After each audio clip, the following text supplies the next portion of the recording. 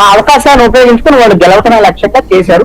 ఈ విషయంలో తక్కువ సమయం అనేటువంటిది ఉండటం, వైఎస్ఆర్ కాంగ్రెస్ పార్టీకి డిఫెన్స్ లోకి వెళ్ళటం, సరైనటువంటి వాదనని ప్రజల్లోకి తీసుకెళ్లలేకపోవడం, ఏది ల్యాండ్ టైటిలింగ్ యాక్ట్ కి సంబంధించినటువంటి విషయాల మీద ఇది ఖచ్చితంగా ఎంతో కొంత నష్టంగా ఉండొచ్చు అని నేను అనుకుంటున్నాను. దీని మీద వీళ్ళు ఆశతో కూడా ఉన్నారు. తెలుగుదేశం, జనసేన, బీజేపీ కూటమి కూడా వీటి మీద ఆశతో ఉంది. మేము ఎలాగో పెన్షన్ ఇస్తామన్నాము 4,000, అదే విధంగా 50 ఏళ్లకి పెన్షన్ అనేటువంటి దానికి. తర్వాత ఉద్యోగాలు ఇప్పుడు ఒక్క ప్రచారాన్ని అయితే ప్రజలకు విస్తృతంగా వెళ్ళింది. ఇక్కడ సంక్షేమ పథకాలు ఉన్నాయనేటువంటిది అంగీకరిస్తూనే ఇంతకన్నా ఎక్కువ ఇస్తామని చెప్తూ ప్రతిపక్ష పార్టీలు డెవలప్మెంట్ జరగలేదు అనేటువంటి విషయాన్ని విస్తృతంగా ప్రజలకు తీసుకెళ్ళాం. కానీ వైఎస్ఆర్ కాంగ్రెస్ పార్టీ మేము డెవలప్మెంట్ అనేటువంటి దాన్ని గ్రామ స్థాయిలో ఏదైతే జగన్మోహన్ రెడ్డి చివరిలో చాలా చెప్పారు కదా, మేము ఒక ఊర్లో ఎన్ని బిల్డింగులు పెట్టాం, ఏంటి రైతు భరోసా కేంద్రాలు, గ్రామ వార్డు సచివాలయాలకు సంబంధించినటువంటి పర్మనెంట్ ఉద్యోగాలు, ఇవన్నిటికి సంబంధించినటువంటి డెవలప్మెంట్ మేము ఈ తరహా డెవలప్మెంట్ తీసుకొచ్చాము అనేటువంటి దాన్ని చెప్పినటువంటిది. దానికన్నా ఎక్కువ ప్రచారం డెవలప్మెంట్ జరగలేదు అనేటువంటిది విస్తృతంగా వెళ్ళినటువంటి మాట వాస్తవం. ఇవన్నీ కూడా ఎఫెక్ట్ అయితే ఖచ్చితంగా వీళ్ళు పథకాలు తీసుకున్నటువంటి వాళ్ళు ఎవరైతే ఉన్నారో వాళ్ళలో కూడా కొంత భయాలను క్రియేట్ చేసేటువంటి విధంగా తెలుగుదేశం, జనసేన, బీజేపీ కూటమి ప్రచారం అయితే చేసింది. మరి అది ఎంత మేరకు ఎఫెక్ట్ అయితే ఏంటనేది తెలియదు. కొంత ఎఫెక్ట్ అయిద్దని మాత్రం నేను అనుకుంటున్నాను. ఎఫెక్ట్ అవకాశం ఉంది. రైట్. ఫైనల్ గా శంకర్ గారు,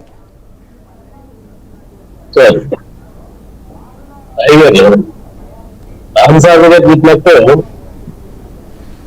ఈ ల్యాండ్ టైటిలింగ్ యాక్ట్ గురించి దీని గురించి అంత అవగాహన ఉన్న పర్సంటేజ్ ఆ టైప్ ఆఫ్ పీపుల్ వచ్చేసి టీడీపీకి ఈ కూటమికి అనుకూలంగా ఉన్నారని చెప్పి వైఎస్ఆర్సీపీకి ఎవరైతే ఓటీడీపీ పర్సంటేజ్ గా ఉన్న పీపుల్ లో దీని మీద అవగాహన తక్కువ, దీని గురించి అంత అవగాహన లేదు, వాళ్ళు దీనికోసం పర్లయ్యే పరిస్థితి లేదు. కాకపోతే ఈ ఓటింగ్ మనం అనుకున్నట్టుగా జగన్మోహన్ రెడ్డి గారు నమ్మో, లేకపోతే కూటమిలో చంద్రబాబు నాయుడు గారు ఇచ్చిన హామీలు నమ్మో ఓట్లు వేసే పరిస్థితి ఇప్పుడున్న పరిస్థితుల్లో ఓటర్లు లేరని చెప్పి నేను అనుకుంటా ఉన్నాను. ఇక్కడ ఉన్న పరిస్థితి ఏంటంటే వీళ్ళిద్దరిలో ఎవరిని నమ్మేది. నేను గతంలో ఒకసారి డిబేట్ లో కూడా చెప్పాను, వీళ్ళిద్దరిని ఇక్కడ రాజకీయ సూచిత అవపడుతుంది, నాయకత్వ సూచిత అవపడుతుంది. ఇద్దరిని నమ్మే పరిస్థితిలో ప్రజలు లేరు. కాకపోతే వీళ్ళిద్దరిలో ఎవరు వల్ల ఎక్కువ నష్టం ఉంటుంది, కూటమి వల్ల మనకి ఏం లాభం ఉంటుంది, కూటమి వల్ల ఎంత నష్టం ఉంటుంది అనేది ఆలోచించి, జగన్మోహన్ రెడ్డి గారి వల్ల ఎంత నష్టం ఉంటుంది అనేది ఆలోచించి, ఎక్కువ నష్టం కూటమి వల్ల కనపడుతుంది, కూటమి గతంలో ఏం చేయలేకపోయింది, అట్లాగే ఈ కూటమి ఎందుకు ఏర్పడింది, దీనివల్ల మనకొచ్చే లాభం ఏంటి అనేది సామాన్య ప్రజలు ఆలోచించుకుంటే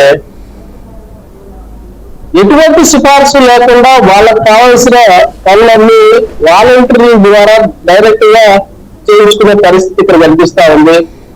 గత ప్రభుత్వాల్లో ఎప్పుడైనా కూడా సచివాలయ పంచాయతీ ఆఫీసుల చుట్టూ, ఎంఆర్ఓ ఆఫీసు చుట్టూ తిరిగే పరిస్థితి కనిపిస్తా ఉంది. దీని నుంచి దానికి కఠినమైన పరిస్థితిలో సామాన్య ఓటర్ లేదు అని చెప్పి మనం అనుకోవచ్చు. కాబట్టి